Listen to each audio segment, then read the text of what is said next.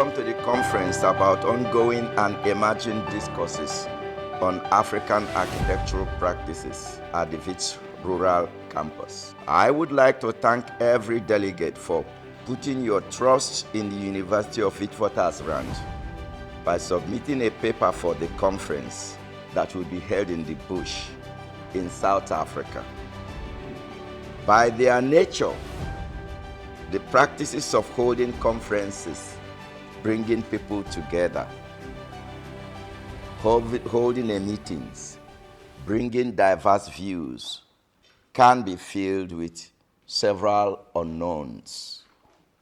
I want to thank Motsei, Oretang, Cezanne, and my colleagues at SOAP for making it possible for us to have this workshop in the bush, 6 hours away from the University of Witwatersrand's main campus. Motsei and her team made the trip to the rural campus possible and pleasurable. She selected the best team and of drivers, and instead insisted on giving us the best moments and experiences. It is a pleasure to have SOAP be part of South Africa's hospitality. When the conference was still merely an idea among the like-minded constituencies, which included the Campus Innovation Laboratory, South African Chair in Spatial Analysis and City Planning, Professor Phil Harrison, who will be here later today, both at the University of Witwatersrand, in collaboration with the Bartlett School of Architecture, University College London, and of course, the African Architectural and Urban History Network, AFRUHAN.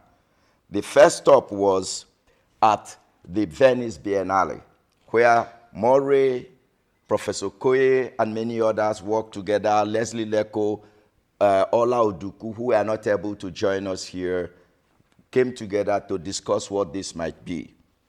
Some ideas came in. We had a number of Teams and Zoom meetings, thinking through what this network would be. And earlier during COVID, Stefan Winters, among many colleagues at SOAP and at Wits School of Art, collaborated on what this might also be.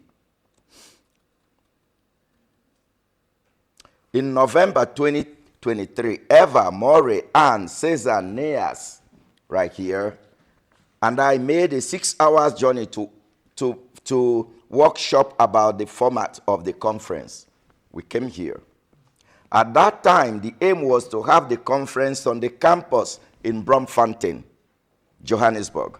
While we were having the workshop, Anne and I were walking to or from the lunch at the dining room when she posed the question to me, why don't you have the workshop here?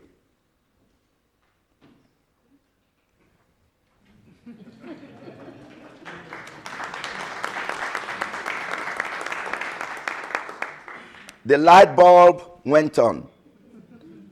In the afternoon, I briefed Murray and Eva about Anne's idea about having the conference here. There was the yeah from both, as if it was a chorus. The question became, would it be possible? We immediately consulted Cameron about how many people this place can accommodate if we were to hold a conference here. Mr. Cameron said that 70 persons is a good number for a conference at this facility. He wouldn't want more. That's the reason when the call for paper was made, we said 70 max, or 65.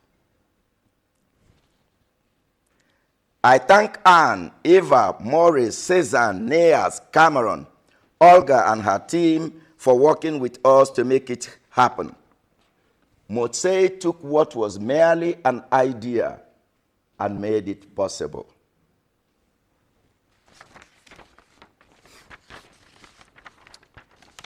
What that means to me is that this conference is merely an idea. And can we make what that idea might be possible? Because we don't know, and I don't know. When I think about the conception of the ideas for this conference and the journeys we have all made to get here, both literally and physically, on the buses, what comes to my mind is a gradual metamorphosis that respects the individual contributions. No idea is a bad idea, in my view, in the conference, in a democratic society.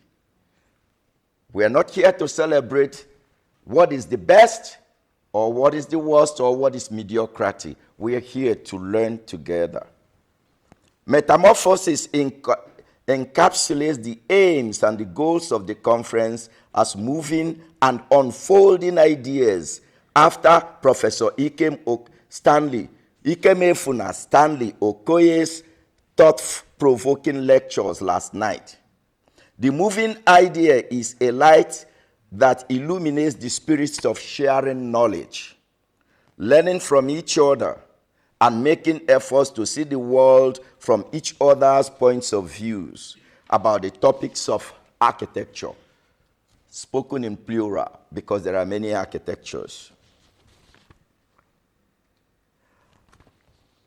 As I reflect on the major lines in the call for papers, which states that the conference will be organized around 4 themes, which include education and research, globalization forces, environment and innovations, transforming practices. Each of them would become panels of their own.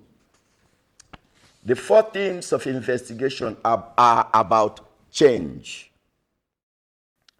To me, this is something that we now have to look into. And in Professor Okoye's lecture, he says, amongst many things he pointed out, because there were many anchors, he really hit us. He could have just spent time expanding on all these ideas. He put one on the table, barriers. The French are erudite researchers in what we call francophone, the French-speaking countries, which are in majority, by the way.